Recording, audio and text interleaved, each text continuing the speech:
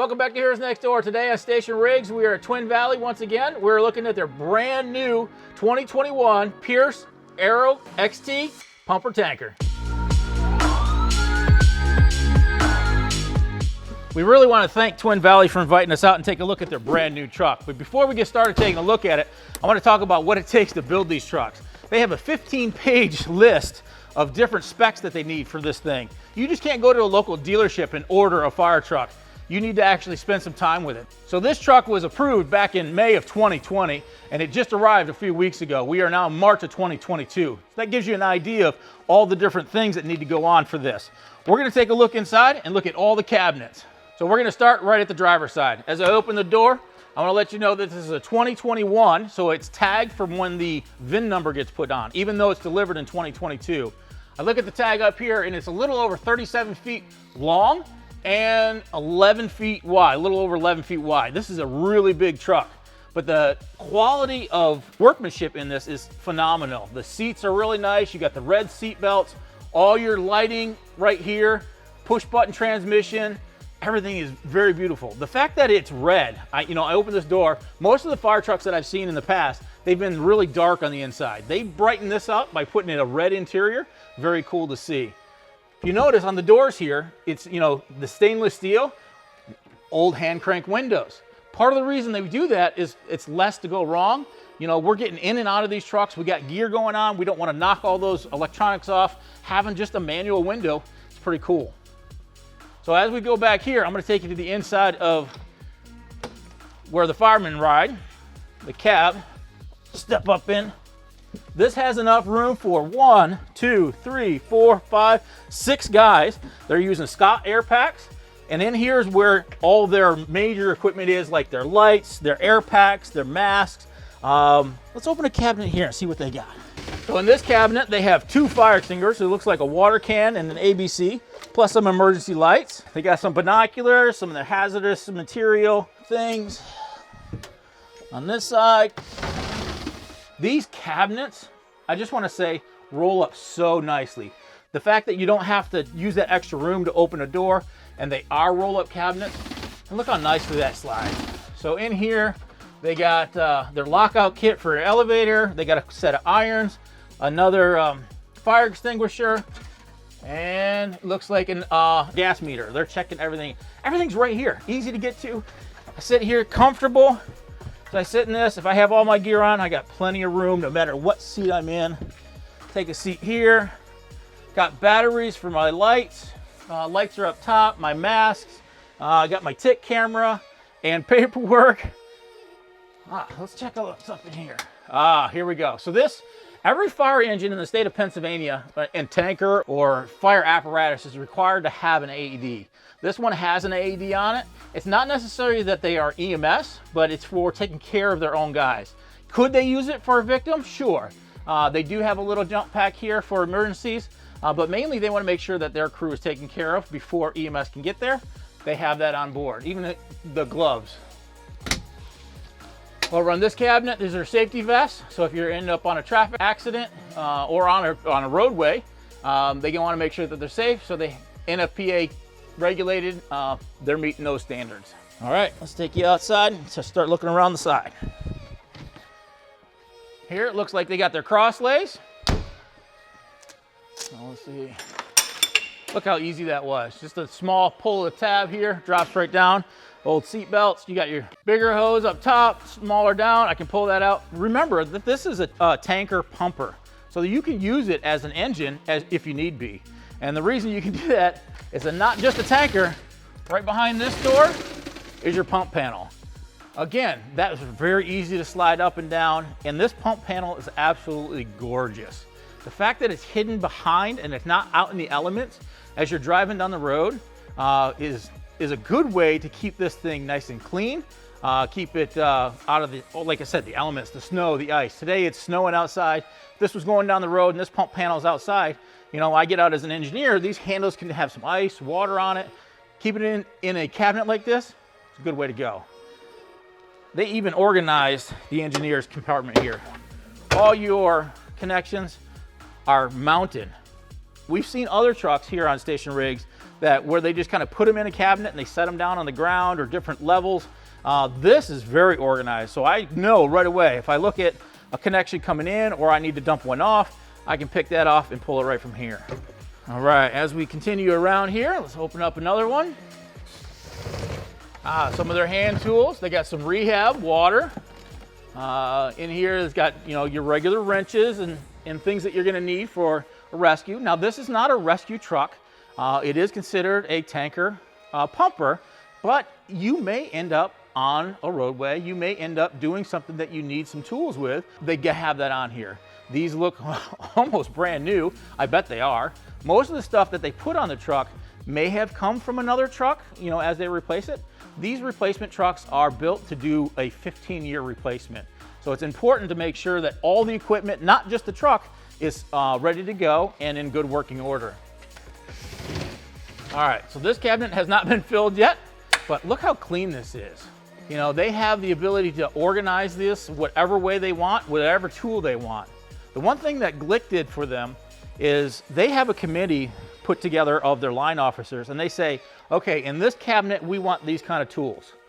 They'll take that back to Glick, who is the manufacturer to help design the truck, and they will then customize each of these cabinets for what tools they put in it. Not every person or every company is going to run the same way.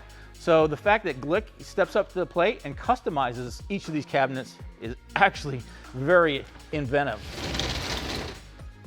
So in this one, they have their 5-way manifold, they got their float, they got some cones, and they have these brand new Milwaukee lights. So we're going to pull these down and take a look at these, show you how these work. So as I pull this out, this is very easy to use. Bring down the tripod, that locks in place. Flip open my levers, pull up my head of my light, lock that down, tilt it, and this is battery powered, so I'm going to turn this on. And just like that, I have portable lights. Let me lock the back one down. Look how quick and easy that is. You know, I can set this up wherever I need it, and look how bright that is. So if I have to light up a scene, or, you know, since this is a tanker and I want to make sure that my porta tank is full and it might be at night, I'm going to turn that around, shine that right on my porta tank, put my float in it, and ready to go. I love the fact that it's so organized, so easy to get to. You know, the racks that are in here, can't make it any simpler. And one of the things that we try to do as firemen is we use that KISS principle. And that KISS principle is keep it simple, stupid. That's what we want to do because we don't want to think too much. We want to do the job and save lives. It's time to take you around to the back here. This is where the dump is that goes into the porta tanks. Talk about dump, there's a dump on either side too. So that'll telescope out and go into the porta tank. So no matter where you pull the tanker into, you have ability to dump water. Up top here is the floats that go along with the skimmer down low, but you also have all your different connections so you can feed this just as much as you can feed somebody else. So I want to take you up top. I'm going to go up the ladder here. They have 50 gallons of foam on this on top of it. Lock that down, bring the ladder, and just like that, I can make my way up. So come on with me and let's take a look. So up top here, they have it very well organized. They got 1,000 feet of 5-inch hose for their supply, and they have 500 feet of 3-inch hose for any other supplies that they may need, or even going up to a deck gun. They have a deck gun available here. Right here is where you fill your water once you're done. And check out these horns. They have 5 train horns. You should hear this thing coming down the road. If you can't hear that, you shouldn't be driving. As I'm coming down off the top, you might notice that the lights got turned on. The reason for that is I want to talk about the ladder system. In order to get this ladder system down, I need to turn on the batteries. This is pretty slick. You know, I'm 5'11", trying to get a ladder down. There's no way I'm going to do that. I might be able to get to my attic ladder, or I can get to my pipe pole holders, but there's no way I'm going to get to that hard suction or even this, you know, ladder here. So what they've done is made this a power. Turn on the battery and just flip a button, and down she comes.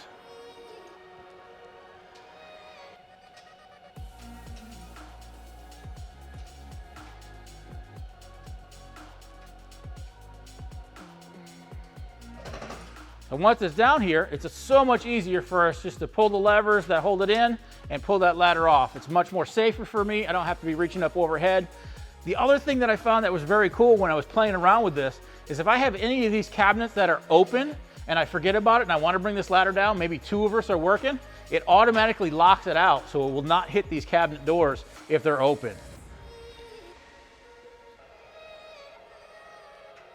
And just like that, locked into place, turn the master back off, and we are good to go. I'm gonna make my way back to the back corner here. We'll hit all these cabinets. Not all of these are full yet. Remember, this thing isn't really in service yet. We had the opportunity to bring you guys in before it even goes into service. So this thing is very, very clean. In here are some of their basic vehicle rescue tools. Again, it's not a rescue, but if you end up on a scene and you may have to do a door pop or something like that, you have some of the tools to do that. You have your spreader, cutters, you have some cribbing, you have ejection fans. So once again, this is a pumper tanker, very specialized unit. Underneath here, you got some more air bottles, you got your flares, and another fire extinguisher. This cabinet, it looks like an apartment pack, or if you need to extend it, it's got 2.5 inch, maybe 1.5 inch in there. I love the texture of this too.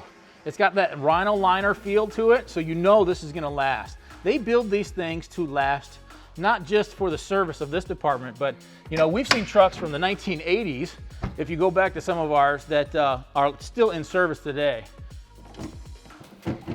Okay, they got some more tarps in here, so if we need to do any tarping of a home, maybe a scene, we want to make sure things stay nice and clean. You got some tarps in there. Another chute that's going to telescope out and dump water. So like I said, you can dump off the back, you can dump off either side to fill those porta tanks. And here, I'm sure there's going to be 3 more bottles.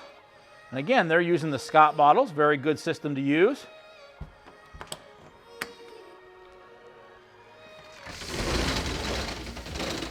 Check this out. This is one of their working cabinets. This is where they bring all their power tools. So from here, push this down. Drawer comes out and locks. You got a little giant. You got your K12. You got your chainsaws, extra blades, your fuel, everything in this cabinet. But what I really like about this is it's very well organized. Again, custom made. And even these cabinets where I got your roof rakes, your pipe poles, your shovels, this opens up and locks out for even more equipment. You got your axes, your bolt cutters. They're gonna probably put some pipe poles or something out here. I don't know what else, but I know there's more stuff going in here. But this is all custom made. So they'll bring it back, they'll talk to their committee and say, hey, let's do this. Let's put maybe a hammer here. Let's put some hand tools or whatever it may be. But even this comes out and locks out. So it's a huge cabinet that carries everything that you need. Again, you got your pipe poles, your roof rakes, everything that you need to do the job well. Brooms, so you're gonna have to get the poles in there. So to bring this back in, pull the lever, lock it down, pull the lever, and lock her back down. So same thing with this side. Look how easy this is. So you go off one side or the other. You just simply pull the tab and you can get to your hose. How quick is that? That's pretty slick. The fact that they use these to hold that hose in. I remember years ago where we didn't have systems like this. We were making it up as we went along. And sometimes we'd take a turn and that hose would fall off, and then we'd spend the next 20, 30 minutes on the side of the road pulling our hose back on our truck to get back to the station to repack it. So the fact that these are almost becoming more standard is awesome to see. The one piece of detail that I really enjoy about this truck is the flag that they put on it, the decals they put on it. Not only did they represent the fire department with the red line flag, but if you notice, they got yellow, blue, red, white, and green. That stands for dispatch, police, fire, EMS, and military. They want to make sure they're representing everybody within the first responder system.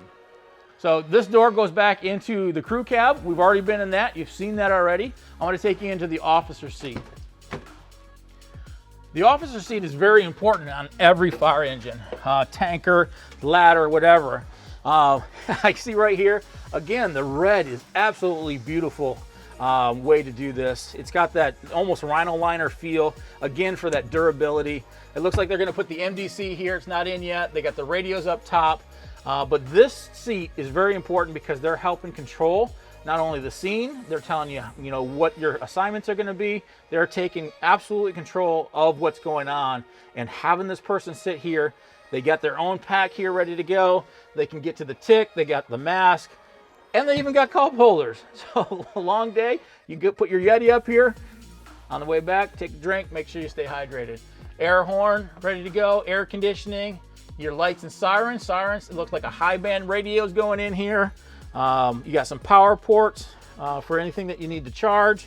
And again, this is very comfortable. One of the things that we had when I do a lot of fire is the trucks that we built back in the late 90s were really, really tight, especially when we get our gear on. You gotta remember that gear is, you know, anywhere from 35 to 50 pounds worth of gear, and it gets bulky. It has those different layers. We are, you know, really squishing in here. This truck being a little over 11.5 feet wide gives me plenty of room to sit comfortably going to the call. You know, it may not seem like very important for that to be designed in it, but realistically, that's what's going to make it comfortable for those volunteers, for that paid crew to do this day in and day out. As I come around to the front of the truck, this is where I notice they have their, I would consider these trash lines or quick lines. Pull those off and you go right into the service right away. They're pre-connected. You got your Federal Q, you got your rotor ray, and all the lights. Love the fact that the grill has the American flag, way to represent. That looks very beautiful. And again, if we take a look at this truck all the way around, it is absolutely gorgeous. Twin Valley does it right. Their trucks are phenomenal. So let's now get in the truck, turn on the lights, maybe listen to the siren, and let's blow those air horns.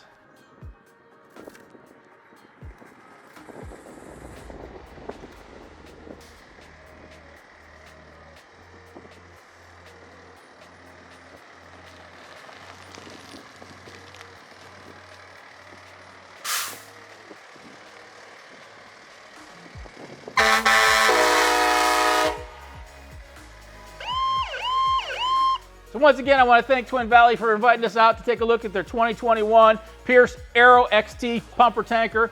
Before I finish this off, I'm going to let you know this has 3,000 gallons of water, it's got 50 gallons of foam, and it's a 2,000 gallon per minute pump. Very beautiful truck. This is Station Rigs. We did a station cruise with these guys a while back, so take a look at that. I want to thank you all for watching, but do us a favor, hit that subscribe, hit that notification so we can keep bringing you more, and also go over to our website and buy yourself some merchandise. We really appreciate it. We'll see you next week.